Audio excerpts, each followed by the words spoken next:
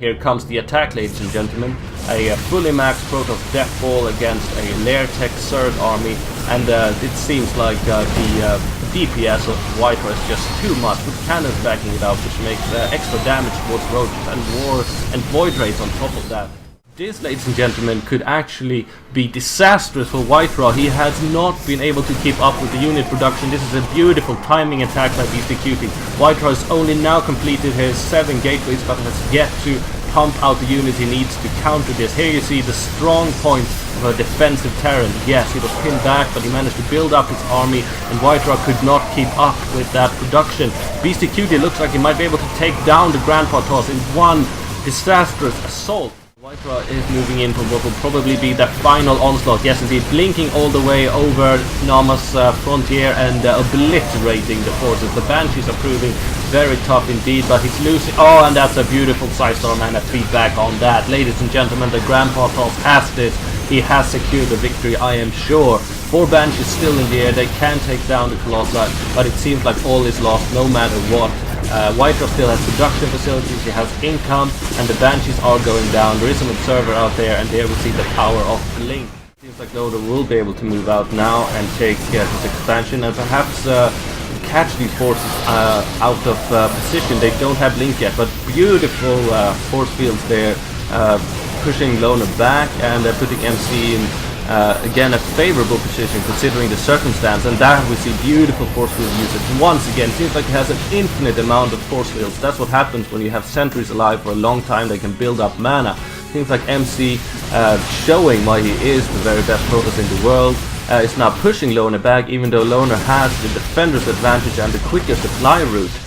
More and more forces of MC are just moving in, and Loner has to pull his SPVs. It looks very grim for the Chinese Terran player indeed, and there we see Blink being completed. That's just the surgical uses of Stalkers. Here we see, however, a bit of a pincer attack going on, but more force fields. He's had time to reheal or regenerate the mana, and again we see how the force fields are completely blocking out and cutting apart Sen's army. Startail Ace is just able to completely obliterate him one at a time almost, and he still has so many Stalkers left, and now a couple of roaches attack, but they should have been there ages ago.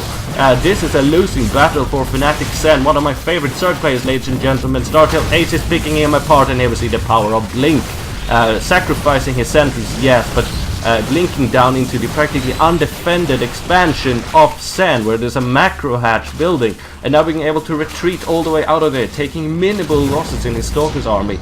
Meanwhile, we see Pathogen Glands being upgraded for Sen. He will have Infestors with Fungal Growth soon that will be able to pin the Stalkers back, but even so, he's taking heavy losses, whereas Sen has the, Startail Ace has the definite advantage right now. But will his forces be able to hold against the Protoss King's aggression? There's only one Colossus, now they have 2 Colossi, now getting completely obliterated fast by the Vikings, but look at those beautiful force fields, cutting Castro's forces in half, but Grubby had too few Colossi.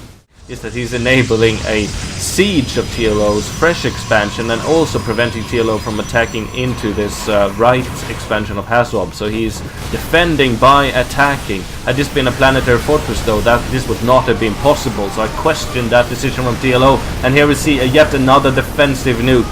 Cancel, TLO, cancel. Seems like he might be wanting to go off. This will hurt his own command center. Don't be suicidal. This is not a game for masochists, TLO.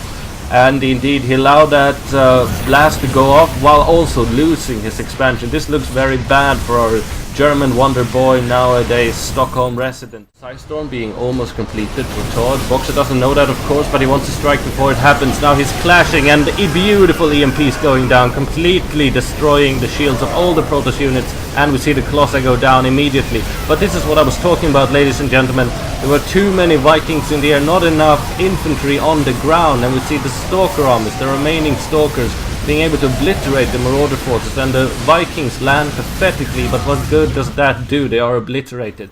And this one siege tank seems to be somewhat out of place, and here comes the Mutalisks. They are now very able to kill these lone siege tanks. These Marines are out of position, and one siege tank here should go down in seconds. But here the second wave of the push begins. Dimaga might be outnumbered. This could be a disaster for the feared Zerg player from Ukraine, who's impressed us so much throughout the years. Now fungal growthing a bunch of marines and siege tank, but and again a beautiful fungal growth, but you must have the units to back it up to deal the actual damage.